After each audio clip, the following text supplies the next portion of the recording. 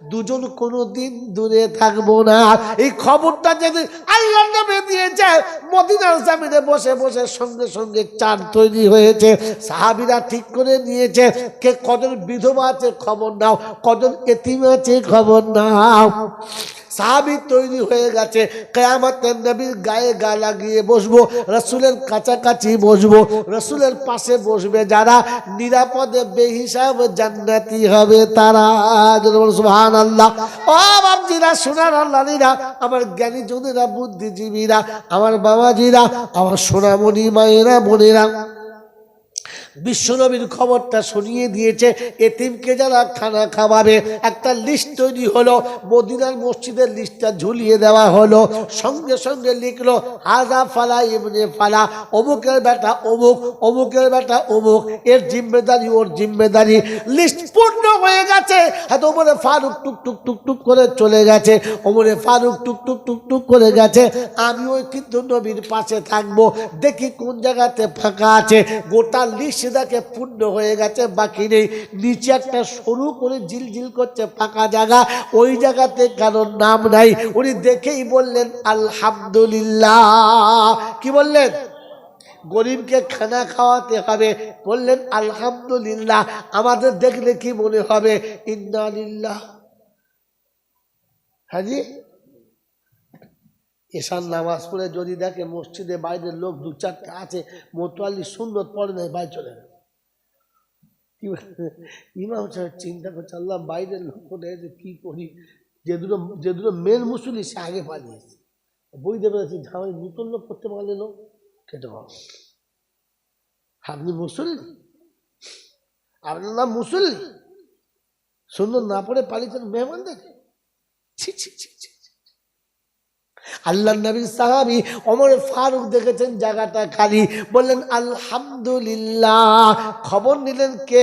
অমুক জায়গাতে বাড়ি, মেয়েটি বিধবা, একেবারে নিশ্চয় কেউ নেই, ওই বিধবার জিম্মেদারি আমি নেব। তাই চিন্তা করেন নাম লিখবো না, প্রথম কাজ করব, তারপরে নাম লিখব। আমাদের তো আগে নাম লেখে পরে কাজ করি না। ওমরে ফারুক বলে আমি কাজ করে লিখব। পরের দিন সকাল হলো, ফজরের নামাজ হলো। ফজরের নামাজ যেমনি হয়ে গেছে, ওমরে ফারুক নামাজ পড়ে টুক টুক টুক টুক করে চলে গেছে।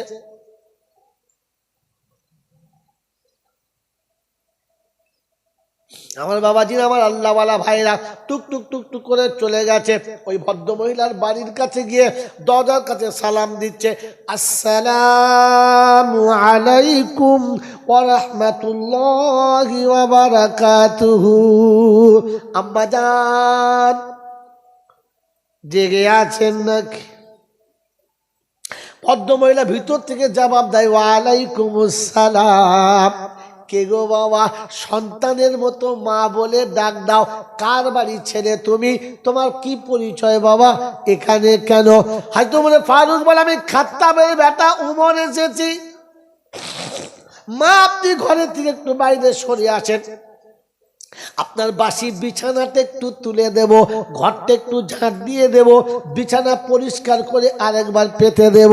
আপনার পানির পাত্রটা দিয়ে দিন। আপনার গোসলে কতটা পানি লাগে, আপনার সারাদিনে ব্যবহারে কত পানি লাগে, আপনার তাহারাতের জন্য বাথরুমে কত পানি লাগে, সব পানিগুলো আমি ওমর কাঁধে করে বয়ে বয়ে আপনার ঘরের পাত্রগুলো ভরে দেব। এরপরে ঝোলাটা বার করে দিন।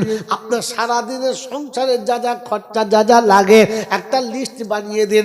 আমি ওমর ওই বাজার করে দিয়ে আপনার জন্য পানিটা তুলে দিয়ে, আপনার ঘরটা পরিষ্কার করে দিয়ে, আপনার বিছানা কাঁথা ঝেড়ে দিয়ে, আপনার নোংরা বিছানা কেচে পরিষ্কার করে বাড়ি যাব। এই কাজের জন্য আমি এসেছি। ভদ্র মহিলা বলে, বাবাজি একটু আগে এক আল্লাহর বান্দা এসেছিল, সব কাজগুলো করে দিয়ে একটু আগেই আল্লাহর বান্দা চলে গেল। ওমরে ফারুক চিন্তা করছি, এত সকাল সকাল কে এলো? আমরা কি বলতাম, যাকগে যাক, তার ভাগ্যে ছিল সে করেছে, আমি আর কি করব? আমি তো চেষ্টা করেছি। কি বাবা, হ্যাঁ না? হয়তো ওমরে ফারুক মনে মনে প্রতিজ্ঞা করলেন, দেখি জিদ যখন করেছি, কাজ যখন করব বলে নিয়ত করেছি, কাজ আমাকে করতে হবে, দেখবো আল্লাহর বান্দা কাল কি করে আসে। এই জন্য বাড়িতে চলে গেলেন আর নিয়ত করলেন আগামী কালের ব্যবস্থা হবে। আমার বন্ধুরা, আমার আল্লাহওয়ালা ভাইয়েরা, আমার জ্ঞানী জনেরা, সুধী মানুষেরা, আমার সোনামণি মায়েরা, বোনেরা, পরের দিনে ফজরের আজান হয়েছে। আল্লাহু আকবার, আল্লাহু আকবার। ওমরে ফারুক বিছানা থেকে উঠেছেন, উঠে ওযু করে 2 রাকাত সুন্নাত পড়ে টুকটুক টুকটুক করে আসছেন আর ভাবছেন আগে ঘরের কাজটা করে দেব, পরে এসে ফজরের নামাজ জামাতের সঙ্গে আদায় করব। এখন 1 ঘন্টা বাকি ফজরের জামাত হতে, একটু আগে থেকে চলে এসেছে, এসে দরজার কাছে আওয়াজ দিচ্ছে, আসসালামু আলাইকুম ওয়া রাহমাতুল্লাহি ওয়া বারাকাতুহু। আব্বাজান জেগে গেছেন কিনা? ভদ্র মহিলা ভেতর থেকে সালামের জবাব দেয়, ওয়ালাইকুম আসসালাম। কে গো আব্বা? সন্তানের মতো মা বলো, আমার কলিজাটা ঠান্ডা হয়, তুমি কে? বাইরে থেকে আওয়াজ দেয়, আমি খাত্তাবের বেটা ওমর, কাল এসেছিলাম, কাজটা পেলাম না, আজকে কাজটা পাবো বলে আশা নিয়ে এসেছি, আপনি আমাকে ফিরাবেন না? ভদ্র মহিলা জবাব দেয়, বেটা রে, তোর আসার আগে এক আল্লাহর বান্দা এসে সব কাজ করে দিয়ে চলে গেছে। অবাক, আমার আগে আগে ঢোকে কি করে, ও বুঝলো কি করে? ঠিক আছে বেটা, তুমি ডালে ডালে চললে, আমি পাতায় পাতায় চলবো। পরের দিন চিন্তা করছে আজকে তো আমি ধরবই ধরবো। তাই বাড়িতে গিয়ে চুপচাপ আছে, চিন্তা করছে কি করা যায়। মনে মনে করলেন ঠিক আছে, সময়ের ওভার ডিউটি করতে হবে। তাই রাতের বেলা এশার নামাজ পড়ে আর বাড়ি গেলেন না, মদিনার মসজিদেই শুয়ে গেলেন। কথা বুঝেছেন বাবাজি? তাহাজ্জুদের আজান হয়েছে। ওমরে ফারুক উঠে ওযু করলেন, 2 রাকাত তাহাজ্জুদের নামাজ পড়লেন, আর পরে টুকটুক টুকটুক টুকটুক করে হাঁটতে শুরু করেছেন। দেখি বেটা তুমি কি করে আজ আগে যাও। ওই গভীর রাতে দরজার কাছে গিয়েছে, আওয়াজ দিচ্ছে, আসসালামু আলাইকুম ওয়া রাহমাতুল্লাহি ওয়া বারাকাতুহু। ভদ্র মহিলা 3 দিন আওয়াজ শুনেছে, খানিকটা মুখস্থ হয়ে গেছে আওয়াজটা। বলছে বেটা এসেছিস? বলে হ্যাঁ মা। আজ কাজটা কি করে আগে যায়, আজ আমি কাজ করেই তবে যাব। তো বলছে বাপ কিছু মনে করিস না, তোর আসার ঠিক পূর্ব মুহূর্তে এক আল্লাহর বান্দা এসে কাজটা করে চলে গেছে, আর কাজ করতে হবে না। ওমরে ফারুক অবাক হয়ে গেলেন যে এত আগে আসে কি করে, কাজের দরকার নেই, লোকটা দেখে কে, আমাকে হারায় কে সে দেখে চলে গেলেন বাড়িতে। পরের দিনে এশার নামাজ পড়ে বাড়ি গেলেন না। সত্য জানার জন্য, সৎ পথে চলার জন্য 4টে কুরবানি দিতে হয়। কটা? জোরে বলেন। সৎ পথে চলার জন্য, সত্য জানার জন্য 4টে কুরবানি দিতে হয়। আপনার আমি তো জীবনে একটাও কুরবানি দিই নাই, তো সত্য জানবো কোত্থেকে? প্রথম কুরবানি, এশার নামাজ পড়ে বাড়িতে গেলেন না। আরামের বিছানা, সোহাগের বিবি দুটোই ত্যাগ করলেন। এশার নামাজ পড়ে টুকটুক টুকটুক করে এসে ওই ভদ্র মহিলার বাড়ির পাশে একটা ছোট্ট ঝোপ আছে, গাছপালার জঙ্গল মতো আছে, ওই আড়ালে চুপ করে বসলেন। রাতের ঘুম নষ্ট করলেন। আর 3য় নম্বর, রাতের শীতে, রাতের যন্ত্রণা, অন্ধকার রাতের মশার কামড় সব সহ্য করলেন। কটা হলো? একটা বিবির বিছানা, একটা আরামের ঘুম, আর একটা মশা মাছের যন্ত্রণা, আর একটা হচ্ছে খায়ের সাথে নাফসের সব রকমের বাধা ও বন্দনা সব ত্যাগ করে চুপ করে বসে আছে আল্লাহ। কে বান্দা দেখলো? চারটে কুরবানি দিয়ে ওমর ফারুক চুপচাপ করে বসে আছে জঙ্গলের ভিতরে। রাত যখন গভীর হয়ে গেছে, গোটা মদিনার মানুষ যখন স্তব্ধ হয়ে গেছে, জনপ্রাণী কোনো সাড়া নেই, কোনো দিকে কোনো আওয়াজ আসে না, একেবারে স্তব্ধ হয়ে চলছে, একেবারে স্তব্ধ অবস্থা তার চলছে। ওই সময় তাকিয়ে দেখে কোনো এক যুবক আসছে টুকটুক টুকটুক করে, অন্ধকার রাতে আসছে, হাতে কোনো আলো নেই, নাকের উপর দিয়ে একটা কাপড় বাঁধা, টুকটুক টুকটুক করে এসে দরজায় আওয়াজ দিচ্ছে। যেমনি আওয়াজটা দিয়েছে, দুটো আওয়াজ দিতে দেরি দরজাটা সাট করে খুলে গেছে। প্রতিদিন এই আওয়াজ দেয় আর খুলে যায়, আজও খুলে গেছে। যেমনি দরজাটা খুলে গেছে, হাতটা আগের দিকে করেছে। ওমর ফারুক পিছন দিক থেকে এসে লাফিয়ে সামনে পড়েছে, আর সঙ্গে সঙ্গে জামার কলারটা ধরে জিজ্ঞাসা করছে, আল্লাহর বান্দা মুখ খোল, কে তুই? মুখটা খোল, কে তুই? ও যুবক কোনো মতে মুখ খুলবে না, খালি ছাড়িয়ে পালাবার চেষ্টা করছে। তোমার বলছে, শোন, আমার হাতে যখন পড়েছিস মরণ তোর ফাইনাল, হয় মুখ খোল, আর তা না হলে মরার জন্য তৈরি হয়ে যা, কিচ্ছু করার নেই। ঝটকা ঝটকি চলছে দুজনার। এই ঝটকা ঝটকি করতে করতে মুখের কাপড়টা সট করে খুলে গেছে। যেমনি মুখের কাপড় খুলে গেছে, ওমরে ফারুকের হাতে তরবারি পড়ে গেছে, আর দুধের বাচ্চার মতো টুক করে পায়ের কাছে বসে ক্ষমা চাচ্ছার বলছে, আমিরুল মুমিনিন, আমার অন্যায় হয়ে গেছে, আপনি আমাকে মাফ করে দিন। কারণ এই কাপড়ের আড়ালে যুবকটা আবু বকর সিদ্দিক রাদিয়াল্লাহু তাআলা ছিলেন। কথা বুঝে এসছে বাবাজি? সিদ্দিক আকবর বললেন, ভাই শোনেন, আপনার জায়গায় আমি হলে এটাই করতাম, এতে ক্ষমা চাওয়ার কিচ্ছু নেই, আমি আপনাকে কিচ্ছু মনে করি না, ছেড়ে দিলাম। হয়তো মানে ফারুক বলছেন, আমিরুল মুমিনিন, এই কাজটা আপনি আমাদের বলতে পারতেন, আমরা কি সব মরে গিয়েছিলাম যে এতটা রাতে আপনার মতো মানুষকে সেই কাজটা করতে হবে?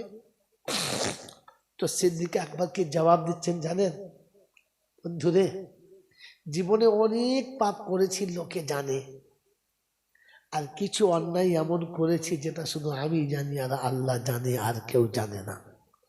তাই কিছু নেক আমাল এমন করতে চাচ্ছিলাম গোপনে, যেটা আমি জানবো আর আল্লাহ জানবে, আর কেউ জানবে না।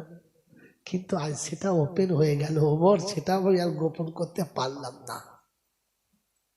আমিরুল মুমিনের ভাষা শুনে ওমর চুপচাপ। তবে ওমর ছাড়ার পাত্র নয়, জিজ্ঞাসা করছে, আমিরুল মুমিনিন, এটা মেনে নিলাম, তবে আমার একটা কথা কৌতূহল মনের কোণে যদি বলতেন। বলে কি?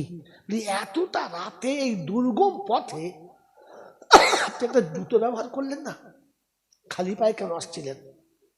কত কাঁটা, কত কাঁচ, কত কষ্টদায়ক জিনিস পড়ে আছে, পা কেটে যাবে, একটা আলো নিয়ে আসলেন না? একটা টর্চ আনতে পারলেন না? তো সেদিন আমিরুল মুমিনিন আবু বকর সিদ্দিক শোনাচ্ছেন, এই যুবকেরা, আবু বকর সিদ্দিক সেদিন শোনাচ্ছিলেন, বন্ধু, আমার দেশের মানুষ খুব গরিব, সারাদিন কষ্ট করে মেহনত করে দুটো পয়সা কামিয়ে এনে দুমুঠো খেয়ে আরামে বেচারা ঘুমাচ্ছে।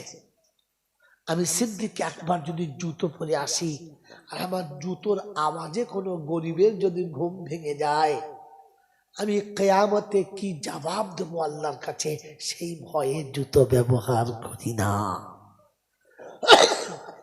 বাবাজিরা, শোনারা, আজ আমাদের ঘরে দুটো পয়সা হলে মোটর সাইকেলে সাইলেন্সার পাইপ খুলে যায়, লোকে বোঝে যে হ্যাঁ ফলেনার বেটা যাচ্ছে। কি গো, ভুল বলবো না ঠিক বলবো? বাবাজি যখন রাস্তা দিয়ে চলেছে, তো মোড়ের মাথায় স্কুলের কাছে এত জোরে হর্ন মেরেছে, স্কুলের ছেলে পড়াশোনা বাদ দিয়ে শুধু ওই দেখছে, লোকে বোঝে যে হ্যাঁ ফলেনার বেটা যাচ্ছে। আমার বাবাজিরা, আমার সোনার চাঁদ বন্ধুরা, আমার আল্লাহওয়ালা ভাইরা, আমার জ্ঞানীজনরা, সুধী মানুষেরা, আমার সোনামণি মায়েরা বোনেরা, ঠান্ডা মাথায় শোনেন যে আমিরুল মুমিনিন সেদিন শোনাচ্ছে আমি এই জন্য ব্যবহার করি না যে রাতের অন্ধকারে আলোর ছটাতে কিংবা পায়ের আওয়াজে কারোর ঘুমনা যেন ভেঙে যায়। অনুরোধ করে বলে যাচ্ছি মাঝের পাড়ার বন্ধুরা, মাঝের পাড়া বলেন তো, মাঝের পাড়ার বন্ধুরা জলসা দিচ্ছেন, আপনি এমন আলো জ্বালবেন না যে কোনো গরিবের ঘরের কোনো অসুস্থ মানুষ যেন আপনার আলোতে কষ্ট না পায়। অতটা মাইক পাড়া দিয়ে ছড়াবেন না যে যাদের বাড়ি অসুস্থ রুগী আছে আপনার মাইকের কারণে রুগীর কষ্ট হচ্ছে। আপনার মাইকের কারণে কোনো গরিব কাল সকালে না খাটলে খেতে পাবে না, তার রাতের কানের কাছে এত জোরে মাইক চালিয়েছেন যে সে রাতে ঘুমোতে পারলো না। কাল দিনে কাজের কষ্ট হলে আপনাকে তার পাপের ভাগ নিতে হবে, নেকি পাবেন না। কমের পয়সা দিয়ে জলসা দিচ্ছেন আর 63 মাইল পর্যন্ত মাইক দিয়েছেন, কোন লজ্জায়? এই লোকটা তো শোনার কথা ছিল, গায়ের লোক তো শোনার কথা ছিল না। উনি জলসা শুনবেন না, ঘরে বসে আছেন, তার বাড়ির সামনে মাইক দিতে হবে। আর আপনি কি মনে মনে করছেন নাকি পাবেন? আমার আল্লাহওয়ালা ভাইরা, জ্ঞান সুধী মানুষরা, কোন গরিব কাল সকালে সে মাঠে না কাজ করলে তার সংসার চলবে না, মাঠে না কাজ করলে তার গাছপালা বাঁচবে না, কিন্তু সারা রাত তার কানের কাছে মাইক চলার কারণে সে আরামে ঘুমাতে পারলো না। তার যে কষ্ট হলো, এই মুমিনের কষ্টের জিম্মেদারি কে নেবে?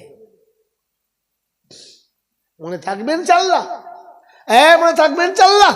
তো এতিমকে খানা খাওয়ানোর জন্য, এতিমকে খানা খাওয়ানোর জন্য আবু বকর সিদ্দিক রাতের বেলা প্রতিযোগিতা করে, ওমর প্রতিযোগিতা করে, বলেন আমি আর আপনি এতিমের খানা খাওয়াবো, হ্যাঁ না না? জোরে বলেন।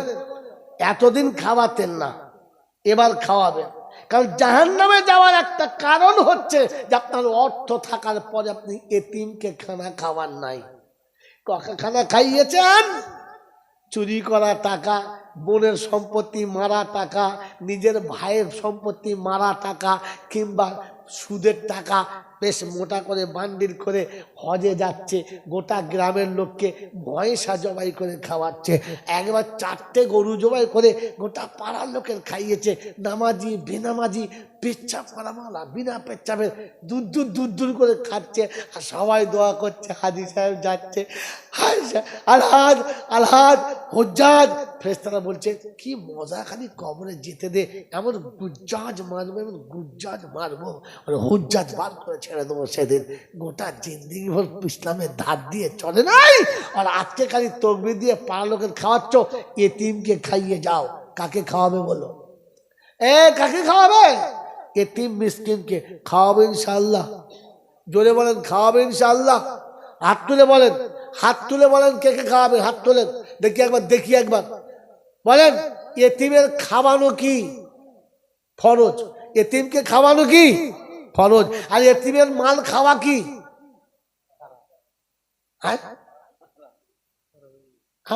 ধরা পড়ে গেছে। এই এতিমের মাল খাওয়া কি হারাম? বলেন বলেন, এতিমের মাল খাওয়া কি? খাবো ইনশাল্লাহ। কে কে খাবেন হাত তোলে? খাবেন না? বলেন কসম আল্লাহ খাবেন না? কথা বলে বলেন এতিমের মাল খাবেন? পাক্কা ওয়াদা? আর বলে না, বলেন ওয়াদা, ওয়াদা পাক্কা? খুদা পৃথিবীর কেউ দেখে নাই, তুই দেখছিস। লা তারাহুল উয়ুন ওয়ালা তুখালিতুহু যুনুন। তোকে তো তপস্যা করে ধরাও যায় না, আর তুই সব দেখতে পাস, তোকে কেউ দেখতেও পায় না। ওই আল্লাহ, তোর বান্দা ওয়াদা করছে এতিমের মাল খাবে না। বন্ধু, পাড়াতে কোনো যুবক মরে গেলে মিলাদ হবে তো? হবে না, হবে না। ওই যুবকের ছোট্ট ছোট্ট 2টো বাচ্চা রেখে চলে গেছে। বিবি বিধবা, বিবি চিরতরে বিধবা, বাপ নেই, মা নেই, একটা ভাই আছে তা ভালো চোখে দেখে না, স্বামী চলে গেছে, শাশুড়ি শ্বশুর নেই। বন্ধু, যখন স্বামী মরে গেছে ওই মেয়েটার আর বাঁচার ইচ্ছা আছে? আছে। চোখের পানিতে বুকটা ভেসে গেছে, রাত আর দিনটা সমান হয়ে গেছে, শুধু চোখের পানি ঝরছে আর পানি ঝরছে। দুটো কচি বাচ্চা কুকুর বিড়ালের মতো দুদিকে পড়ে আছে মায়ের মুখের দিকে তাকিয়ে। দাফন হয়ে গেল, একদিন চলে গেল, দুদিন চলে গেল, চোখ মুখ শুকিয়ে গেল, আকাশ যেন মাথার উপরে নেমে গেল, সূর্য যেন একেবারে অন্ধকার হয়ে গেল, অন্ধ হয়ে গেল। পাড়ার বুড়ি বুড়ি মেয়েরা এসে তৃতীয় দিনে বোঝালো, হ্যাঁ মা, এত কাঁদলে হবে, তোকে কোমরে কাপড় বেঁধে বাঁচতে হবে। ওই বেচারি অঝরে কাঞ্চার বলছে, চাচিমা আর বাঁচার কথা বলো না, আমি বাঁচবো তো কি করে বাঁচবো, আমি বাঁচবো তো কার জন্যে বাঁচবো। তো বলেছে, কেন, তোর কচি কচি দুটো বাচ্চা আছে, এদের কথা ভেবে তোকে বাঁচতে হবে, ওদেরকে বড় করতে হবে। বললে, আল্লাহ ওদের যা ব্যবস্থা করবে করবে, আর আমার ইচ্ছা নেই। বলে, না মা, ও কথা বলতে নেই। শোন, এই 2 দিন হয়ে গেছে তোর স্বামী চলে গেছে, তুই এত কাঁদলে তোর স্বামী কষ্ট পাবে। শোন, এই বাড়িতে তোর স্বামী আসা যাওয়া করছে, তোর স্বামী রুটা পাড়ায় পাড়ায় চারিদিকে ছুটে বেড়াচ্ছে। আমাদের বাড়ি বিকেলবেলা চা খেয়ে গেছে, আর আমাকে বলে গেছে আমাদের বউকে গিয়ে বলবি। গেছে না, যায় না, কথা বলে না। ওদের বাড়ি চা খেয়ে গেছে, তো তুই জানলি কি করে? এই হতভাগী, তুই জানলি কি করে? ওই স্বামীটা পাড়ায় পাড়ায় ঘুরছে। এখন এই অবস্থা যদি মেয়েটাকে বলে, তো তাহলে মাথা তো আগুন লাগবেই। চাচি কি করব, একটা মিলাদ দিতে হবে, মা বাড়িতে মিলাদ দিতে হবে, 4 দিনের একটা মিলাদ হবে। বাড়িতে বস্তায় বস্তা 2 চাল আছে, হাঁড়িতে 2 ডাল আছে, একটু তেল একটু হলুদ আছে। বলে, এতেই হবে, চিন্তা নাই, আর বাকি আমরা আছি। বাস, ঘরে 2 হাঁস আছে, 2 মুরগি আছে, ও 2 করে 4টে ধরেছে, জবাইও করেছে, ভাত টেনেছে। পাড়ার ছেলে একটা ছোট্ট মতো 5টাকে প্যান্ডেল করে মসজিদের ইমাম থেকে মিলাদ হচ্ছে। সন্ধ্যেবেলা ধুমধারাক্কা মিলাদ হলো, আর মিলাদের পরে খাওয়া দাওয়া জমকালো চললো। খাচ্ছে আর বলছে, খেয়ে এনেছে রে। বলছে, বড় ভাবি। বলছে, সত্যি হাত ভালো। এখন বলে, আঙুল চেটে খেয়ে। এই বাবাজি, তোমাদের পা দুটো বাড়ি দাও না, ধরি একবার। এই যে মালটা খেলে, ওই বাচ্চা দুটো এই মুহূর্তে এতিম না জমিদার? এতিম। তো বাপে রেখে যাওয়া মাল দুটো এতিমের ছিল, ওই এতিমের ঘরে মিলাদ হলো, আর এই হারাম খোনা লাইন দিয়ে খেলো, দাড়ি ডুবিয়ে খেলো। হ্যাঁ না বলে, কথা বলে দেখো একটা। এই হারাম খোনা দাড়ি ডুবিয়ে খেলো, আর খেয়ে আবার হাতও তুললো। বললাম না, হারাম করে নামা নামা নামা, হাতটা নামা। হ্যাঁ নামা, তোর মুখ দেখে হারামের গন্ধ বেরোচ্ছে, এই হারাম করে আবার দোয়া করছে। তোর উচিত ছিল না মিলাদে বসে ভাবা। 2 কচি কচি বাচ্চা রেখে হতভাগা দুনিয়া ছেড়ে চলে গেছে। 1 মাস পরে রোজা আসবে, তার 1 মাস পরে ঈদের দিন আসবে। সব বাচ্চাগুলো সুন্দর পোশাক পরে ঈদগাহে যাবে। এই বাচ্চা দুটোর পোশাক কে কিনে দেবে? প্রত্যেকটি বিবি ঈদের আগের দিনে তার পোশাক পাবে, ঈদের সাজ পাবে। এই হতভাগীর পোশাকটা কে কিনে দেবে? ঈদের দিনে সকালবেলা প্রতিটি বাচ্চা তার বাপের হাত ধরে ঈদগাহে যাবে। এই বাচ্চা দুটো বাপ কোথায় পাবে? কে ওদের বাপ হবে? কে ওদের সাথে করে ঈদগাহে নিয়ে যাবে? এটা তোমার তো ভাবার কথা ছিল, যে এই মেয়েটা বাকি জীবন কি করে কাটাবে, বাচ্চা দুটো কি করে মানুষ হবে, এটা তোমার ভাবার কথা ছিল। এটা তো তুমি ভাবলে না, বরং এতিমের ঘরে মিলাদ হলো, আর এতিমের ঘরের মাল চেটে খেয়ে চলে এলো। আবার আসার সময় বলে এলো, 40-এর মিলাদটা একটু আগে করে বলবি মা, আমরা সব কাজের মানুষ তো, জাহান্নামে থাকি, ওখান থেকে উঠে আসবো, জাহান্নাম তো খুব ঝামেলা। এত বড় জাহান্নামী যে এক তো হারাম গিলে গেল, আর হারাম খাবার লেগে আবার দাওয়াতটা নিয়েও গেল। হ্যাঁ না, না বলেন না, কথা বলেন দেখেন আপনারা। এইরকম হারাম করে মরে যাবে, আর এরকম মল্লিবি 40-এর দোয়া করলে ও বল জান্নাতে যাবে। কোনো ছাগলে বলতে পারে, আলেমে না। কোনো পাগলে বলতে পারে, আলেমে না। সেই জন্য বন্ধু, আমাকে যে কেন এনেছেন জানি না, তাই ঠান্ডা মাথায় বলে যাচ্ছি, শুনে রেখে দাও। বলেন, কোরআন শোনাচ্ছে জাহান্নামে যাওয়ার দ্বিতীয় কারণ হলো মিসকিনকে খানা খাওয়ালো না। বলেন, খানা খাওয়াবো আজ থেকে ইনশাআল্লাহ, খাওয়াবো ইনশাআল্লাহ। কোরআন শুনিয়ে দিচ্ছে, খানা খাওয়ালে শুধু হবে না, খানা খাওয়ানোর 3টে কোয়ালিটি আছে। কটা কোয়ালিটি বললাম? জোরে বলে, কোয়ালিটি। কিরকম কোয়ালিটি? তাহলে শুনে নেন বন্ধু। আগে ধান ভাঙতো সব ঢেকিতে, হ্যাঁ না বলেন? এখন আর ঢেকিতে ভানে, কিসে ভানে? মেশিনে, চলে কিসে? কারেন্টে। এখন এই বুড়োকে ধান ভাঙতে দিয়েছে, 10 বস্তা ধান নিয়ে কারেন্টে কলে গেছে, গিয়ে দেখে কলওয়ালা ঘুমোচ্ছে, ব্রুট হাফুস ব্রুট হাফুস ঘুমোচ্ছে। হ্যাঁ গিয়ে বলে এই খালি ঘুমোচ্ছে, ওঠ ছোড়া ওঠ। কেন? ধান ভাঙবো। ধান ভাঙছি। বলছে তো বুড়ো বয়সে তো বুদ্ধি কবে হবে দাদু? কেন? লাইন নাই। বসে ঠিকই তো লাইন আছে, তার লাইন দেখা ওই লাইন হবে? ওই লাইন নাই মানে ও তার ঠিক আছে, ও তার না, এখানে আলো জ্বলতে হবে। চো আলো সুইচ দেওয়া আছে? বললে হ্যাঁ। আলো জ্বলে না, লাইন নাই, বসে আছে বিড়ি খাচ্ছে, বুড়ো মানুষ বিড়ি খাচ্ছে, ও ঘুমোচ্ছে, রাত জাগালো ঘুমোচ্ছে। দেখে হ্যাঁ দপ দপ করে আলো জ্বলছে, একটা আলো দিদি করে লাফাচ্ছে, জ্বলছে, কি লাইন এসছে। ও সে রাত জায়গা ছিল, উঠে বলছে সত্যি বুড়ো হয়ে গেছো, দাদি যে কি করে তোমাকে সহ্য করে, ভেমুড়ি বুড়ো। কেন কি ভাই? বলছে শোন বুড়ো, ওইটা জ্বললে হবে না, পাশে বড় আলো আছে, ওইটা জ্বলতে হবে। তারপর অনেকক্ষণ বাদে হ্যাঁ ওইটা থাপ করে জ্বলে গেছে। বলছে ওঠ। হ্যাঁ এইবারে হয়েছে।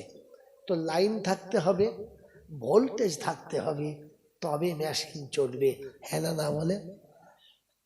তো খানা খাওয়াতে গেলে আপনার খানা খাওয়ানোর লাইন থাকতে হবে, কি বলেন জি? আর ভোল্টেজ থাকতে হবে। শুধু খানা খাওয়ালে হবে? হবে হবে না।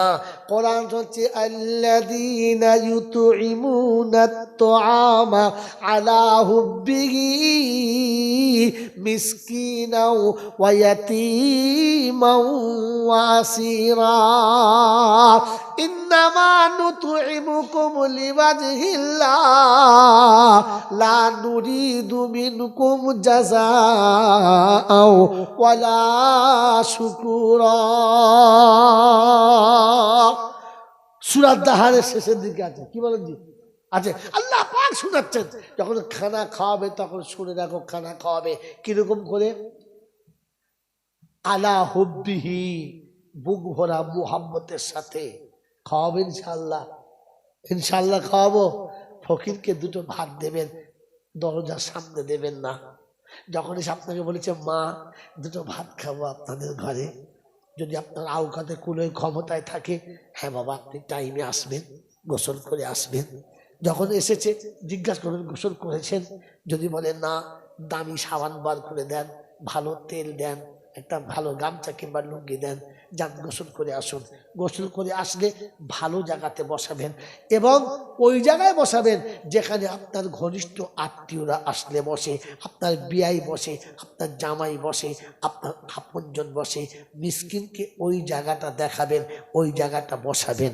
এই বন্ধু, যে প্লেটে আপনার জামাই আসলে খায়, আপনার বোনাই আসলে খায়, আপনার ভাইরা ভাই আসলে খায়, আপনার শখের শালি আসলে খায়, ওই জায়গাটাতে ওই প্লেটে মিসকিনকে দুটো খানা খাওয়াবেন। আর খানা খেতে গিয়ে যদি কোনোদিন হাত থেকে পড়ে কোনো প্লেট ভেঙে যায় তো কি বলবেন? প্লেট ভেঙে গেলে কি বলবেন ভাই? কোনো জিনিস ভেঙে গেলে কি বলে? কোনো জিনিস পড়ে গেলে কি বলে? তাও এরা জানে না। আল্লাহর বান্দা, আল্লাহর নবী বিছানায় শুয়ে আছেন, আম্মাজান আয়েশা লেপটা গায়ে দিতে গিয়ে হাওয়া লেগে চেরাগটা নিভে গেছে। রাসূল বললেন ইন্না লিল্লাহি ওয়া ইন্না ইলাইহি রাজিউন। আল্লাহর নবীকে জিজ্ঞাসা, আয়েশা ইয়া রাসূলুল্লাহ আপনি এই দোয়াটা কেন পড়লেন? এ তো মানুষ মরে গেলে পড়ে। বলেন না আয়েশা, মরে গেলে না, হার বিপদে মুমিন এটা পড়বে। এই যে বলে তা বিপদের কি হলো? আমি আপনার পাশে বিছানায় শুচ্ছি, বিপদের কি হলো? বলছে ওই যে চাদরের হাওয়া লেগে চেরাগটা নিভে গেল। বলে আমি তো এমনি লিভিয়ে দিতাম। বলে সেটা তো পরে, কিন্তু বিছানাটা দেখার আগে, তোমার শোয়ার আগে লিভিয়ে দিলে যদি কোনো বিষাক্ত কোনো জিনিস থাকে কেটে দেয়। এই আলোটা আগে লিভে গেছে, তাই তোমাকে বলা দরকার ইন্না লিল্লাহ। অতএব হার বিপদে কি বলতে হয়? ইন্না লিল্লাহ। হার মুসিবতে কি বলে? ইন্না লিল্লাহ। মনে থাকবেন ইনশাআল্লাহ। তো মিসকিন খানা খেতে গিয়ে যদি প্লেট ভেঙে যায় কি বলবেন? না। আপনার প্লেট ভেঙে গেলে বলবেন ইন্না লিল্লাহ। দুনিয়ার যে জিনিস ভাঙবে বলবেন ইন্না লিল্লাহ। যদি এক পয়সার কোনো জিনিস নষ্ট হয় তো বলবেন ইন্না লিল্লাহ। আর মিসকিনের হাতে প্লেট ভেঙে গেলে কুড়িয়ে নিয়ে বলবেন আলহামদুলিল্লাহ। এটা আপনি জানতেন না, এটা এখান থেকে শিখে যান। বলে হুজুর কেন? বলে দিচ্ছি শোনো। যে প্লেটটা ভেঙে গেছে কার হাতে? কার হাতে? মিসকিনের হাতে। আপনি প্লেটটাকে আলহামদুলিল্লাহ কুড়িয়ে নেন আর হাসতে হাসতে চুমু দিয়ে বলেন আল্লাহ, প্লেট এখানে ভেঙেছে, ক্যাশ ওখানে করব, তোর এতিমের হাতে নষ্ট হয়েছে, জান্নাতের প্লেট আমি তোর কাছ থেকে নেবো। আজ দুনিয়ার প্লেট দিয়েছি, কাল জান্নাতের প্লেট নেবো। আজ এতিমকে আমি খানা খাইয়েছি, কাল তোর নবীর হাতে খানা খাবো। আজ আমি আমার মেহমান খানা খাইয়েছি, কাল তোর হাতে তলায় বসে খাবো। আজ আমি খাইয়েছি, কাল তোর নবী খাওয়াবে আর জান্নাতের খানা খাওয়াবে। মনে থাকবে ইনশাআল্লাহ? এই ভক্তি নিয়ে খাইয়েছেন কোনদিন ইনশাআল্লাহ? আরে বোকা কোথাকার, বিবিকে বলে রেখে দিও আমার ডাইনিং টেবিলে খেলে মিসকিন খাবে। তাতে তোর জামাই না বসলে তুলে দিবি। ওর বাপের জমি ডাইনিং টেবিল কিনে আনতে বলবি, ওটা আমি কিনেছি। আমার ডাইনিং টেবিলে এতিম খাবে, মিসকিন খাবে। পারলে তোর বোনাই বসবে, নাহলে তুলে দিবি। আমি তোর বোনাইয়ের জন্য কিনি নাই, আমি আমার জন্য কিনেছি। আমার ডাইনিং প্লেটে আমার সাথে এতিম খাবে, আমার সাথে মিসকিন খাবে। তাতে তোর ছোট বোন আর তোর ছোট বোনাই যদি মনে করে আমাদেরকে ফকির তুলে করছে, তুই ফকিরের চপ্পলে সমান খাবি, খা, নাহলে দূরে যা। আমার এতিম আগে খাবে, পরে তুই। পারবেন বলতে? বলবেন কি করে? বউ তো আপনাকে তার আগে চড়িয়ে ঠিক করে রেখেছে।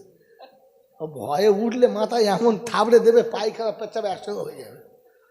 এ বাবাজির, আমার আল্লাহওয়ালা ভাইরা, আজ বলে দিয়ে যাচ্ছি, শুনে নেন। আল্লাহ পাক সঙ্গে মিসকিনকে আদর করে খানা খাওয়াবে। খাওয়াবে ইনশাআল্লাহ। জোরে বলেন খাওয়াবে ইনশাআল্লাহ। সত্যি বলছেন খাওয়াবেন ইনশাআল্লাহ? সত্যি বলছেন খাওয়াবেন ইনশাআল্লাহ? আমি ওয়াদা করাই না, তবে এই কোরআনটা সামনে আপনাদের ওয়াদা করাচ্ছি। কে কে এতিম আর মিসকিনকে খাওয়াবেন একটু আমার সঙ্গে হাত তুলবেন? আমি দুটো হাত তুলেছি, তোলেন দেখি, তোলেন। ওই আল্লাহ, কেউ দেখে নাই, তুই দেখেছিস, নামান। আজ বলে দিচ্ছি, এতিমকে, এতিমকে যে পিতামাতা হারিয়েছে, হ্যাঁ না না, জোরে বলেন, জোরে বলেন। আপনার যে বোনটা স্বামীর ঘরে হয়তো কোনো কারণবশত বিধবা হয়ে গেছে, শ্বশুর বাড়িতে ভালো জায়গা পাচ্ছে না, সেখানে থেকে তার বাচ্চাদের মানুষ করতে পারবে না, তাই দুটো ছোট্ট ছোট্ট বাচ্চা মুরগির ছানার মতো ডানা ধরে টুকটুক টুকটুক করে বড় আশা নিয়ে তোমার দরজার কাছে এসেছে। ওই বাচ্চা দুটো এতিম, হ্যাঁ না না, জোরে বলেন। শুধু এতিম না আপনার আত্মীয়? শুধু আত্মীয় না ঘনিষ্ঠ আত্মীয়? জোরে বলেন। কারণ কানেকশন যত কঠিন হবে তত বিচার তত সঙ্গীন হবে। একটা গল্প মনে পড়ে গেল, বলে ফেলি, 1 মিনিটের গল্প বলবো ইনশাআল্লাহ। এক বৃদ্ধ, এক ভিক্ষুক রাস্তা দিয়ে যাচ্ছিল। দুই বান্ধবী রাস্তা দিয়ে চলেছে। একটা বাদশার, একটা রাজার ছেলের বৌমা আর তার বান্ধবী যাচ্ছিল। এই ফকিরের গায়ে তার কাপড়টা লেগে গেছে, আর ফকিরের গায়ের ধুলোবালি ওর কাপড়ে লেগে গেছে। বাস, বেচারি রেগে বোন, বেহায়া ফকির, তোমার লজ্জা শরম কিচ্ছু নেই, আমার কাপড়টা নোংরা করে দিলে, দাঁড়াও তোমার ব্যবস্থা করছি। ওকে দাঁড় করে রেখে স্বামীকে ডেকেছে। স্বামীকে ডাকার সাথে কি খবর? বলছে দেখো ফকিরের কত বড় বেয়াদব, রাস্তায় যাচ্ছে খেয়াল করে নাই, আমার গায়ে গা দিয়ে চলে গেছে, আমার পোশাকটা নষ্ট করে দিয়েছে। বান্ধবী বিবি বলেছে, যুবকের যৌবন ভরা জোশ, সহ্য হবে তো হবে কি করে। বিবির কথা শুনে পুরো একদম সোজা হয়ে গেছে। ওই ফকিরটা শুধু ফকির ছিল না, বয়স্ক ছিল। শুধু বয়স্ক ছিল না, জীর্ণ শীর্ণ ছিল। শুধু জীর্ণ শীর্ণ ছিল না, যে একেবারে বেচারা দুর্বল ছিল। দুর্বল ছিল। আর এই যুবক যত বিবি তাকিয়েছে তার যৌবনের সমস্ত ক্ষমতা সবটুকু হাতে তুলে দাম করে একটা চর ভিক্ষুকের গালে বসিয়ে দিয়েছে। বেচারি কিচ্ছু বলে নাই, শুধু মুখটা আকাশের দিকে তুলে বলেছে, আল্লাহ তুই কি দেখিস না, তুই কি দেখিস না তোর তোর এতিমের সঙ্গে কি ব্যবহার চলছে? তোকে তো কেউ দেখতে পায় না, তুই তো সবাইকে দেখতে পাস, তোকে তো দেখার ক্ষমতা রাখি না। বাস এতটুকু বলে চুপ করে দাঁড়িয়েছে কি যুবক ধারাম করে পড়েছে আর ছটফট ছটফট করে মরে গেছে, ছটফট ছটফট করে মরে গেছে। তো ছেলে যখন মরে গেছে, ছেলের বাপ এসেছে বদলা নিতে, একেবারে বাহিনী সহ, কে মারলো আমার ছেলেকে? ভিখারিকে জিজ্ঞাসা করছে কে মারলো? তো বলছে প্রেমের খেলা এইরকমই হয়। বলছে কেন, কি হলো প্রেমের খেলা, কি হলো প্রেমের খেলা? বললে ও একজনকে ভালোবাসতো, তার কি কষ্ট হয়েছে ওর সহ্য হলো না, আমাকেও একজন ভালোবাসে, তার গায়ে আঘাত লেগেছে তাই তারও সহ্য হলো না, ও শুধু থাপ্পড় দিয়ে দিয়েছে আর ও তাকে দুনিয়া থেকে তুলে দিয়েছে। বলুন সুবহানাল্লাহ ওয়া বিহামদিহি। মানে বক্তব্য বুজুর্গ, তো আপনি শুধু শুনে রাখেন, শুধু ভিক্ষুক খাওয়াবেন না, অবস্থা দেখবেন। একটা সম্পর্কে ছিল, একটা আত্মীয় ছিল, তাই নিজের ঘনিষ্ঠ আত্মীয় ছিল, বোনের সন্তান ছিল, আর বিধবা হয়ে বোন এসে উঠেছে। ছোট্ট ছোট্ট বাচ্চা দুটো দরজার কাছে দাঁড়িয়ে বলেছে, মামা, মামা গো, আমার বাপ মরে গেছে তো, তাই দাদিমা দাদু আমাকে ভালো চোখে আমাদের দেখে না, মায়ের সঙ্গে খুব দুর্ব্যবহার করে, মাকে ভালো খেতে দেয় না, তাই নিরুপায় হয়ে মামা, ও মামা, আমরা তোমাদের ঘরে চলে এসেছি। মামিও কি ইশারা করে বলেছে তুমি আমার বুঝে যেও না, তোমার বোন এসেছে। বাসি হারামির হাড়, যেমনি বউ পান দিয়েছে, ছিল হাড়ের মতো শক্ত, সারা পাথরের থেকে শক্ত হয়ে গেছে। বাজ পড়লে পাথর ফাটে, তো ভাগনার চোখের পানিতে ওর কিচ্ছু ফাটে নাই, ও মুখটা হ্যাট করে বসে আছে। মোর যেন জম্ম কালা। ওর মা ওর পেটে যখন ছিল তখন ওর মাথায় বাজ পড়েছিল, কানে বাজ পড়ে গেছে, কিচ্ছু শুনতে পায় নাই। এইরকম বব্য কালা সাজে, আর কালা মানেই বোবা, হ্যাঁ না, মুখে ববাও হয়ে গেছে আর কানে কালা হয়ে গেছে। মনে হচ্ছে যখন ওর মায়ের পেটে ছিল তখন বাজ পড়ে ওর মায়ের পেটেই কালা আর বোবা হয়ে গেছে। এত কাঁদা কেঁদেছে ভাগনা যে একবার চোখে আসে নাই। এই হারাম করে বলে আমি এতিমের খানা খাওয়াবে, তুমি কথা বলো না কেন, খানা খাওয়াবে? এই বাবাজি, খোদা না করুক আপনাদের কোনোদিন যদি আপনার কোনো ছোট ভাই বিপদের কারণে, রোগের কারণে টুক করে মারা যায়, দুনিয়া ছেড়ে চলে যায়, আর দুনিয়া ছেড়ে যখন চলে গেছে তখন দেখবেন সবাই নিজের সাইড হয়ে গেছে, চিন্তা করছে চলে গেছে না, ঝামেলা চুকে গেছে। আমার বন্ধু, আমার আল্লাহ বলা ভাইরা, মা কেঁদেছে আর বলেছে ডাইনি তোমার বাচ্চা খেয়েছিস, তোকে ভিটে রাখবো না। শ্বশুর বলেছে না, তোমার মতো বৌমা রাখার দরকার লাগে না, যাও তুই দূরে চলে যাও, যখন চলে যাও। শ্বশুর জায়গা দেয় নাই, শাশুড়ি দিচ্ছে না, ভাইরা কেউ পাত্তা দিচ্ছে না। যে দেওয়ারটাকে কোলে করে মানুষ করেছে, সারা জীবন তার সমস্ত জামা কাপড় কেচে দিয়েছে, আর চলে যাবার সময় তার ছোট্ট বাচ্চাটা টুক টুক টুক টুক টুক টুক করে গিয়ে দরজার কাছে দাঁড়িয়ে বলছে, ছোট আব্বা, ছোট আব্বা, আমি চলে যাচ্ছি, আমরা চলে যাচ্ছি। আমার মা আমাকে সাথে করে নিয়ে কোথায় নিয়ে যেতে চাচ্ছে, আর হয়তো তোমাদের এখানে কোনোদিন আসবো না। ছোট আব্বা, তুমি আমাকে একটু কোলে করে আগিয়ে দিয়ে আসবে না? ছোট আব্বা, তুমি আমাকে কোলে করে পাড়ায় নিয়ে যেতে, তুমি আমাকে কোলে করে স্কুলে নিয়ে যেতে। ছোট আব্বা, ছোট আব্বা, আমাকে এখান থেকে হেঁটে বাস স্ট্যান্ডে যেতে হবে। ছোট আব্বা, এতবার আপনাকে ছোট আব্বা বলে ডেকেছে, আপনার ভেতরে একবারও বাজে নাই, আপনার হৃদয়টা একবারও কাঁদে নাই, আপনার একবারও মনে হয় নাই এই বাচ্চাটাকে ছুটে গিয়ে কোলে তুলে নিয়ে বুকে জড়িয়ে ধরে বলি, আমার ভাই মরে গেছে, তোর আব্বা মরে নাই। তোর আব্বা যদি মরে যেত তুই আমাকে ছোট আব্বা কেন ডাকতিস? তোর আব্বা যদি মরে যেত তাহলে আমাকে তোর ছোটর সাথে আব্বাটা কেন মিলালি? মনে হয় নাই? মনে পড়বে না? এ বন্ধু, ওই ছোট আব্বা বলতে বলতে বাচ্চাটা নিরুপায় হয়ে বাপের ভাঙা ঘরের দিকে তাকিয়ে তাকিয়ে চলেছে। বাচ্চাকে কোলে নিয়ে মা কবরস্থান কাছে দাঁড়িয়ে বলেছে, প্রতিশ্রুতি দিয়েছিলে না যে জীবনে তোকে কোনোদিন রাস্তায় ছেড়ে দেবো না, আজ ছেড়ে দিলে তো, আজ ছেড়ে দিলে তো। আমার পৃথিবীতে আস্তানা তো কিচ্ছু নেই। আজ তোমার বাপ ভাইরা কেউ কাছে নিচ্ছে না, তারা চাইছে আমি চলে গেলে তাদের ভালো হয়। তাই তুমি শুয়ে শুয়ে সব দেখো, ওরা সবাই তাড়িয়ে দিয়েছে, আমি তোমার বাচ্চাকে তাড়িয়ে দিই নাই, বুকে নিয়ে চলে যাচ্ছি। আমি যদি বেঁচে থাকি তো তোমার বাচ্চা বেঁচে থাকবে, আমি মরে গেলে তো বাকিটা ও জানে আর আমি কিচ্ছু জানি না। যে তোমার ভাইয়ের কবরের কাছে দাঁড়িয়ে এভাবে শব্দ বলে দিয়ে চলে গেছে, ওই মুসলমানের ছেলে তোমার ঘরে রহমতের ফেরেশতা এসে দাঁড়াবে মনে হচ্ছে? মনে হচ্ছে? বলো, এই বাচ্চাটা এতিম না? ওই বিধবাটা এতিম না? এদেরকে কবে কোলের কাছে বসাবে? যদি মুসলমান এতিমকে খানা খাওয়াতে শিখে যায়, জীবনে কোনো বিধবা কেঁদে বাপের বাড়ি যাবে না, কোনো এতিম কারো কাছে লাঞ্ছিত হবে না। সে ভাববে আমার একটা বাপ মরে গেছে তো আর একটা বাপ এখনো বেঁচে আছে, সে কোনোদিন দুঃখ পাবে না। এই বন্ধু, এতিমকে খানা খাওয়াবে তো বুকের কাছে রেখো। আল্লাহর নবী বলেন, এতিমকে কেউ যদি কোলে তুলে নেয়, আমি রাসূল সে যেন আমাকে কোলে তুলে দিল।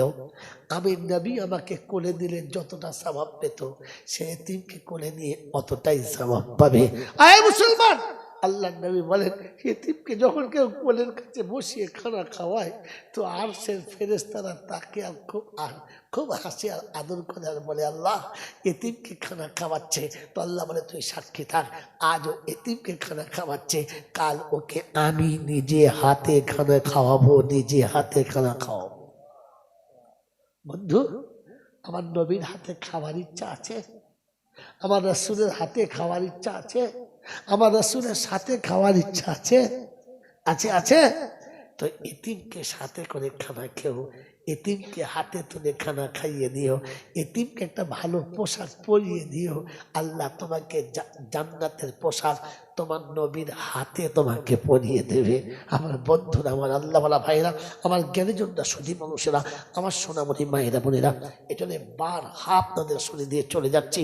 কোরআন আপনাকে শুনিয়েছে, ও আয়াত আমি ফার্স্টে পড়েছিলাম, যাওয়ার সময় যদি দেরি হয়ে গেল, আমার বন্ধুরা, আমার আল্লাহওয়ালা ভাইরা, আল্লাহ পাক শুনে আফারা এইতা মানিত্তা খাজা ইলাহু হা ও রাসূল, তাকে দেখো, তাদের দেখে যারা তাদের প্রভুকে নফস মানিয়ে নিয়েছে, যাদের নফস তাদের প্রভু হয়ে বসে আছে। আজ আমি আর আপনি আল্লাহর বান্দা বলে দাবি করি, কিন্তু গোলামি নিজের নফসের করি আর নাম আল্লাহ নেই। কত বড় বেয়াদবি করি, কত বড় অন্যায় হলো, কত বড় ভুল হলো। আজ আমাদের রব আল্লাহ, এটা মুখে বলি, সত্যি আমাদের রব আল্লাহ? জোরে বলেন, সত্যি আমাদের রব আল্লাহ? জোরে বলেন, সত্যি আমাদের রব আল্লাহ? জোরে বলেন সকলে, রব আল্লাহ? যদি রব আল্লাহ হয়তো হাত জোরে করে বলছি, বলেন না, এই সুন্দর চেহারাটা আমার কে দিয়েছে? জোরে বলেন, একবার বলেন, আল্লাহ। এই সুন্দর নাকটা কে দিয়েছে? এই চোখ দুটো কে দিয়েছে? এই শরীরটা কে দিয়েছে? এই গোটা শরীরের যত বল বুদ্ধি সব কে দিয়েছে? আল্লাহ। আমার এই সম্পদের মালিক কে? আমার সম্পত্তির মালিক কে? সব আল্লাহ দিয়েছে।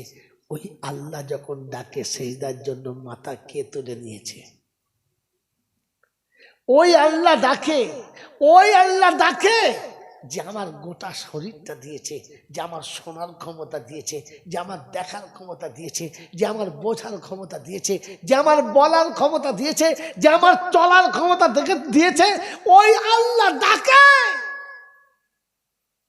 আরে নাফরমান কি করে তাকে না সাড়া দিয়ে অন্যদিকে দেখে? বলো না, ওই আল্লাহ তোমাকে ডাকছিল, তুমি সেই দায় কেন মাথা দিলে না? বলো না, কোন অপরাধ আল্লাহ করেছে? তোমাকে চোখ দিয়েছে, তা অপরাধ হয়ে গেছে। তোমার যদি চোখ দুটো না দিত, তোমাকে অন্যের হাত ধরে চলতে হতো, তুমি খুব খুশি হতে তো। তোমার যদি কানে শোনার ক্ষমতা না দিত, তোমাকে লোকের কাছে লাঞ্ছিত হতে হতো। বড়রা তোমার খুব ভালো হতো। আল্লাহ যদি তোমার পা দুটো না দিত, পৃথিবীর কোনো জায়গায় চলে যেতে পারতে না। বড়রা তুমি খুব খুশি হতে বন্ধু, যে আল্লাহ তোমাকে সুন্দর দুটো চোখ দিল, সুন্দর দুটো নাক দিল, সুন্দর সুন্দর এত সুন্দর তোমার শরীর দিল। ওই আল্লাহ তোমাকে ডাকে, আর তুমি কি করে সাড়া না দিয়ে তাকে অন্যদিকে চলে যাও বন্ধু? বলো না, কোরআন বড় আফসোস করে বলেছে, ইয়া আইয়ুহান নাস মা গাররাকা বিরাব্বিকাল কারীম। ওরে মানুষ, তুই কি করে আমাকে বলে গেলি? তোর জন্য আমি চ্যালেঞ্জ করেছি, তোর জন্য আমি প্রতিবাদ করেছি, তোর পক্ষে দাঁড়িয়েছি, সবার বিপক্ষে চলে গেছি, তোর পক্ষে আমি দাঁড়িয়েছি। আর তোকে বলেছি আয় না, তুই আমার কাছে আয়, আয় একবার আয়। সারা রাত চলে গেছে, সারা রাত চলে গেছে, তোকে দেখি নাই। আয় একবার আমার কাছে, সকালবেলা দেখা করে যা, আয়। আল্লাহ আপনাকে ডেকেছে একবার দেখা করার জন্য, একবার তো তোর সঙ্গে কথা বলার জন্য। আল্লাহ নবী বলেন, মুসাল্লি ইউনাজি রাব্বাহ। প্রত্যেকটি মুসল্লি আল্লাহর সঙ্গে কথা বলে, আল্লাহ তার সঙ্গে কথা বলে, কথা বলার জন্য ডেকেছিল। বন্ধু, ও আল্লাহ ওয়ালারা, ও জ্ঞানী জনেরা, ওই আল্লাহ ডাকে, আর বান্দা কি করে নামাজ ছেড়ে সরে থাকে, বান্দা কি করে সেজদা থেকে সরে থাকে। ওই আল্লাহ ডাকে, আর ফজর কি করে কাজা করে ঘুমিয়ে থাকে। ওই আল্লাহ ডাকে, আর ফজর কি করে কাজা করে ঘুমিয়ে থাকে। ওই মুসলমান, তুমি বলো না, তোমার রব আল্লাহ তুমি স্বীকার করেছো, সত্যি তোমার রব আল্লাহ ছিল? যদি তোমার রব আল্লাহ ছিল, তো বলো তোমার জামাটা এইরকম কেন পরেছো? বলো, সত্যি তোমার রব যদি আল্লাহ ছিল, তোমার লুঙ্গিটা পরনের এইরকম কেন বলো, তোমার প্যান্টটা পরনের এরকম কেন বলো। আর যুবককে জিজ্ঞাসা করো, হে যুবক, তুমি এত সুন্দর চুলটা কেটেছো, এমন কাটলে কেন? বললে আমার ইচ্ছা, আমার এটাই পছন্দ। হ্যাঁ না না বলো, আমার এটাই পছন্দ। তোমার জামাটা এরকম কেন? না, আমার এটা পছন্দ, আমার ইচ্ছা। হ্যাঁ বন্ধু, যুবতীকে বলো, এরকম ফাঁকা পোশাক কেন পরেছো মা তুমি? আমার ইচ্ছা। এরকম মেকআপ তুমি ভাগে বেরোয় না? পাউডার আমার, লিপস্টিক আমার, মেকআপ আমার, শুনো আমার, টাকা আমার, শরীর আমার, যাকে খুশি দেখাতে পারি, দিনে দেখাতে পারি, রাতে দেখাতে পারি, ঘরে দেখাতে পারি, বাইরে দেখাতে পারি। ইচ্ছা আমার, ইচ্ছা আমার। চাষি চাষ করছে, তোর জিজ্ঞাসা চাষি তুমি এমন করে চাষ করছো, আমার ইচ্ছা। ব্যবসায়ীকে জিজ্ঞাসা করো, তুমি মানুষ কেমন করে ঠকাচ্ছ ব্যবসাতে, বলছে আমার ইচ্ছা। ওই মুসলমান, সব যদি তোমার ইচ্ছায় হলো, তোমার রব কে এবার তুমি বলো? তোমার রবের ইচ্ছা কখন পূর্ণ হবে বলো? রবের ইচ্ছা যতক্ষণ পূর্ণ হবে না, তুমি তো রবের বান্দাই হতে পারলে না। তাই কোরআন চলছে, আফারা আইতা মানিত্তা খাজা ইলাহু হাওয়া। হাবিব দেখছো, দেখছো, তুমি দেখছো হাবিব, ওরা ওদের নফসকে খোদা বানিয়ে দিয়েছে, আমাকেই বাদ দিয়ে দিয়েছে, আমাকেই বাদ দিয়ে দিয়েছে।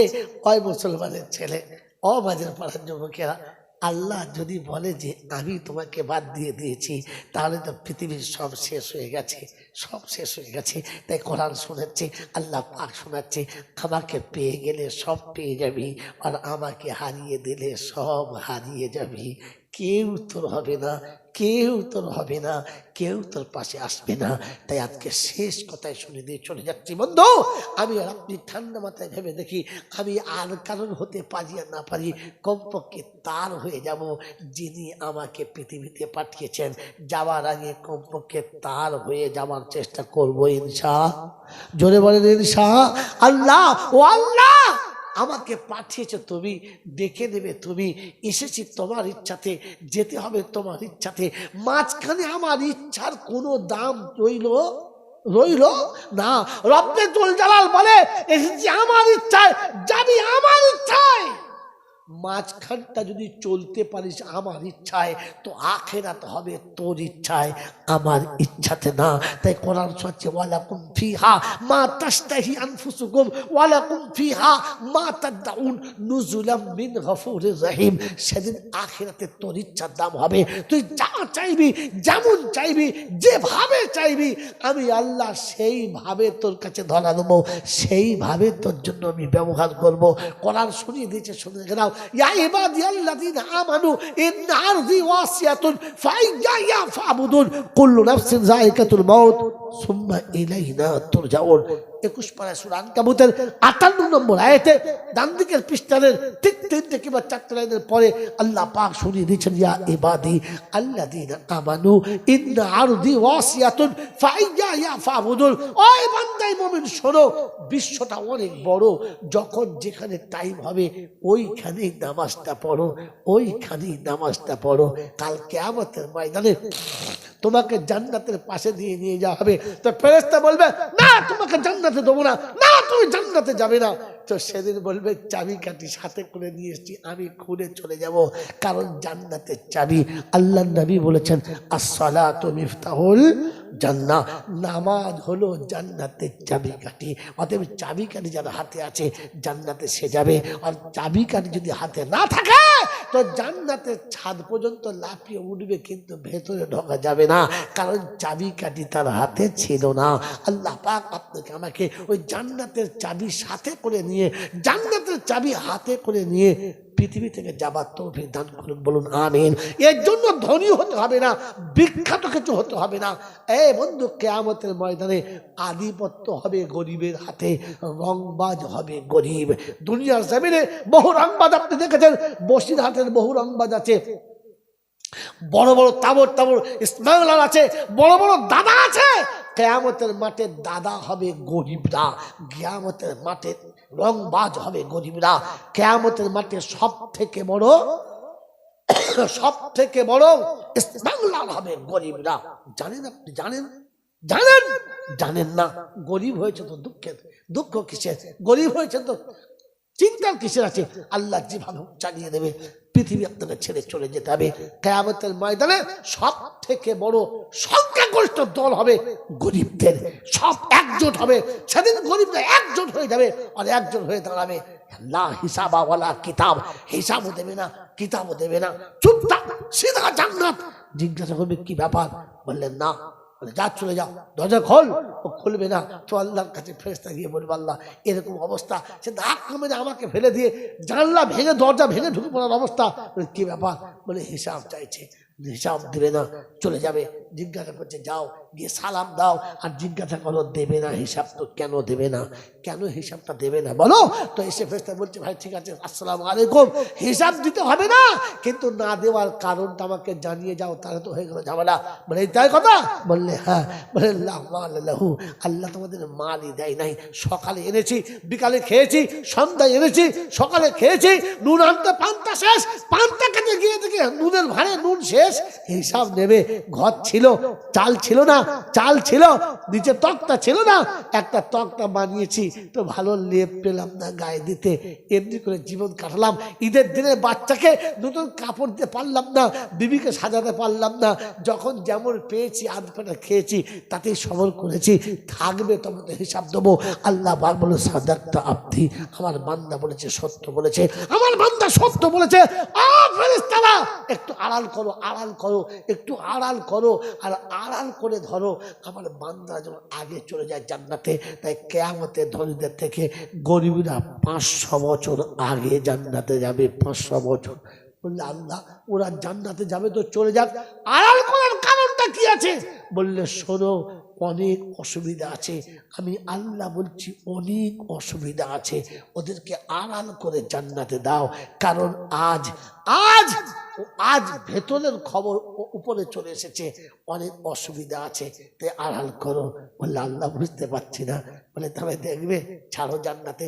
জান্নাত দরজা খুলেছে, চলে যাচ্ছে ঘর ঘর করে, একটা গরিবের চলেছে জান্নাতে, একজন লোক গিয়ে খপ করে হাতটা ধরেছে, দাঁড়াও। বললে কি? বলে 1 গ্লাস পানি খাইছিলাম, পানির দামটা দাও। বলে কবে পানি খাইলি? বলছে তোর কি মাথা খারাপ নাকি? পানি খেয়েছি। ওই কাটিয়া হাটের চৌমাথায় সেই পান দোকানের কাছে তোকে 1 বোতল পানি খাওয়ালাম, পানির দাম। বলছে দেখ ঝামেলা করেছে, এখন এই জায়গায় যাচ্ছি, ঝামেলা করে ছাড়। বলছে না না, ছাড় বললে হবে না, টাকা এই সময় পয়সাটা দিয়ে যাও। ও যাবে, আরে যেতে দেবে না। আল্লাহ কি হলো, আটকে গেলে কেন? বলছে আল্লাহ তোমার করুণায়, তোমার দয়ায় আমি জান্নাতে যাচ্ছি, আমাকে আটকে দিয়ে বলে 1 বোতল পানি খেয়েছে। বলে তাই? বললে হ্যাঁ। সত্যি মনে পড়ছে? বলে না। তো আল্লাহ পাক বলল আখরাজাতিল আরদু আসকালহা, সেদিন জমিনকে বলবে জমিন তোলো ছবিটা দেখাও, দৃশ্যটা, যে দৃশ্য যেখানে ছিল দেখাও। সেদিন দেখাবে যে হ্যাঁ ও চৌমাথা থেকে কেবল আপনার ওই তেঁতুলিয়া ব্রিজ থেকে গড়গড় গড়গড় আসছে, চৌমাথা এসে পাশ হচ্ছিল, পানের দোকানে বলে পানি আছে, বললে হ্যাঁ, বলে ঢালছে, ও খাচ্ছে, বলে ঢালছে কে, বলে ও খাচ্ছে কে, বলছে আমি, বলতে হয় বলছো তুমি, বলছে আল্লাহ মনে পড়ে নাই, এখন দেখে মনে পড়েছে, ও তাহলে খাইয়েছে, বললে হ্যাঁ কি চায়, বলে আল্লাহ বলছে এক গ্লাস পানির বদলা, এখন আমি কি দেবো, কিছু আছে, বলে আল্লাহ দেবার থাকলেও তোমাকে দিত, বিনা কিছু না দিয়ে তোমার দয়াতে পার হচ্ছি, দিতে পারবো না। আল্লাহ পাক বলে শোন, আজকে একটা কাজ কর, ওকে বল হাতটা বাড়াতে, ওকে বল হাত বাড়াতে, সেদিন তুই হাত ভরে পানি খেয়েছিলিস, ও ঢেলেছিল, আজ ওকে হাত বাড়াতে বল, ও হাতটা বাড়াবে, আর যেমনি হাতটা বাড়াবে আল্লাহ বলে তুই হাতটা ওর হাত ধরে নে, আর তুই যা ওর সাথে করে নিয়ে নে, ওকে সাথে করে তোর সাথে ওকে জান্নাতে নিয়ে চলে যা, আমি আটকাবো না, যা নিয়ে চলে যাও। আল্লাহ পাক শুনান, এক গ্লাস পানি পান করার বিনিময়ে এতিমকে আর মিসকিনকে এক গ্লাস পানি পান করার বিনিময়ে সেদিন আল্লাহ অনেক বান্দাকে জান্নাতে দিয়ে দেবেন, অনেক পাপীকে জান্নাতে দিয়ে দেবেন এতিমকে এক গ্লাস পানি পান করানোর কারণে। সেজন্য আজকে বলে গেলাম বন্ধু আমার, আল্লাহওয়ালা ভাইরা, জ্ঞানী সুদী ব্যবসা, আমি আমার রব চিনি, রব বুঝি, রবের সঙ্গে সম্পর্ক রাখি, খায়ের সাথে নাফস ছেড়ে দিই, আর রবের সঙ্গে সম্পর্ক জুড়ে দিয়ে এতিমদেরকে ভালোবেসে জান্নাতের দিকে যাওয়ার জন্য তৈরি হব ইনশাআল্লাহ। যদি বলেন ইনশাআল্লাহ, মুহাব্বতে দরুদ শরীফ পড়ুন, দোয়া হবে আল্লাহুম্মা সাল্লি আলা